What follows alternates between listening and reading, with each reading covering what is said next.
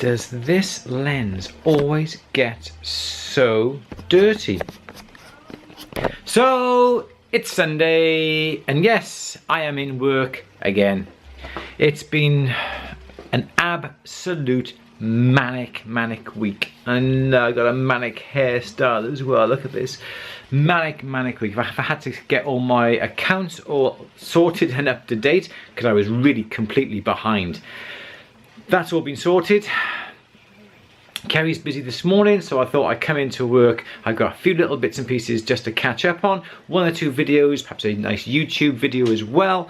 And also I've just brought round a new little tool, piece of equipment. It's not little, it's not really a tool. This is just part of it. This is the compressor. So that is a Bambi compressor. It's a BB15, 1/2 horsepower compressor, and that powers, and I will take you upstairs because I have put it upstairs. I'm not lifting that compressor up the stairs. I hurt my back when I brought up that rolling mill. I'm not bringing it upstairs on my own. I'm getting Jason to give me a hand with that. And the other half of that piece of machinery, I'm going from all different coloured lights, aren't I? Into fluorescent now. And now I've also got one of these bad boys, GRS Gravemac AT. It's the AirTac handpiece as well, and it's also got the foot control as well with it. The compressed air goes into the machine. The machine then puts out the compressed air to the handpiece. What's it going to do? It's going to enable me to do some really nice stone setting, and also I want to really start to engrave as well. I really fancy engraving. When I've been exhibiting with certain tools at the NEC and London, we've had a few demonstrators come onto the stand. Ben Veltson, he's a young chap, an absolute awesome engraver. We've also had Harry engrave as well, Harry Forster Stringer. Again, what a fantastic engraver. Sorry about this. And of course, the famous Sam Alfano. Sam came over, must be close to 4 years ago now, to the UK to demonstrate for certain tools. Fantastic guy, great friend, helped me a lot, he has. So with all these inspirational people, sort of twice a year, showing me this engraving, the stone setting, I really wanted to get my hands on this equipment. I have been wanting this equipment for about 3 years, but I was looking out for a nice quality second-hand machine. I wasn't desperate for this piece of machinery, like I wasn't desperate for all my casting equipment. I've waited, I built it up. I could have gone out and said, I'll have this, I'll have that, I'll have that, I'll have that, I'll have that, and got it all together. And whilst there's nothing wrong with that, apart from the bank balance will go right down, I've bided my time. I've bought a little bit, as you've most probably seen. I bought the little GRS micro ball that we got here. I bought that a few months ago. I also bought the shelf that fits onto my bench as well.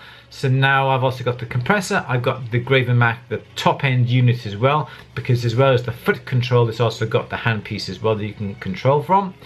So all I need now is the microscope, and with my failing eyesight, I think a microscope would be beneficial to the engraving and the stone setting as well. You can do far much better work with the microscope. But I'm not going to keep it down here in this workshop. I'm going to keep it upstairs in my other workshop upstairs, where it's quieter, it's neater, it's cleaner, and there's going to be room up there to put the Gravemac. There's going to be room to put the compressor. Down here in this little workshop, there is just not enough room. So that is my purchase of the week.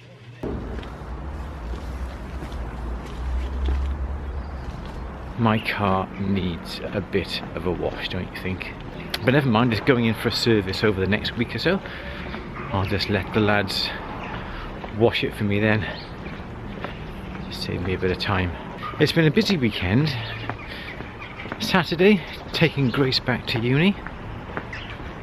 Charlotte and I went up to Leicester to pick up the GRS Gravemac AT and compressor. Got to add a bit more oil into the compressor. It unfortunately tipped over in the car. A bit of oil came out in the boot. Not a problem. Going to order some oil today. It's Monday. And also order some nice Glen steel gravers, also GRS from Sutton Tools as well. That's my plan of action today. Well, I'm pleased to say my compressor works nicely, and also the graver mat works as well. We've just put the oil. It tipped over in my car on the way home, and the majority of the oil had tipped out all over the boot of the car. And so we have got the pressure in the Bambi silent compressor to the right pressure now. It went right up to around about 8, between 8 and 10. And when this starts to drop down to, I think, around about 4, the compressor will kick in. And that pipe, for now, comes all the way along, round and round and round and round and round, round and round and round and round, and it comes out at this. And the idea is you have the compressed air, we have all the dials to play around with the bias and so forth. I have to learn how all this sort of works, and then that comes out to the handpiece. And the idea is it's a handpiece, so as you come along to start to engrave, and as you push forwards, and the air comes out into the handpiece, the compressor kicks in because it's gone down. I've had a bit of a quick little go with this, and the idea is you push forward, it starts to engrave.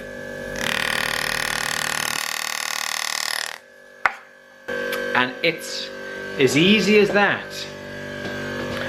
The skill is the actual controlling the graver. The compressor's just kicked in.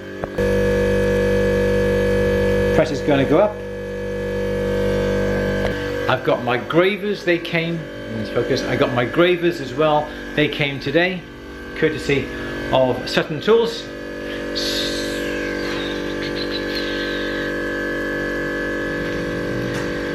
So I am going to give it a go tonight.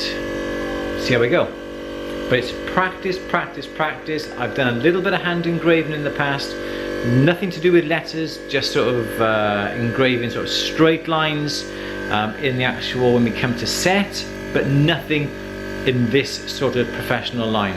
So I'm not promising any films for At the Bench just yet. It's going to take me a long time to learn how to use this machine properly, and also to be able to learn how to engrave before I even start or consider putting any films on At the Bench.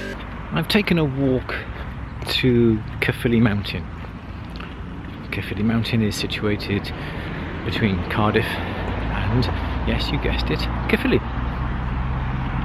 It's a really dull grey day. It's Wednesday, and I've come out just to have a bit of a practice with the drone. We're on top of a mountain, and there's a main road that goes over it that often gets blocked from the snow, and it really is a dull grey day, so I'm not expecting any decent shots. Oh, my legs are aching. I had a 6-mile run this morning. That way's Cardiff, and that way Caerphilly.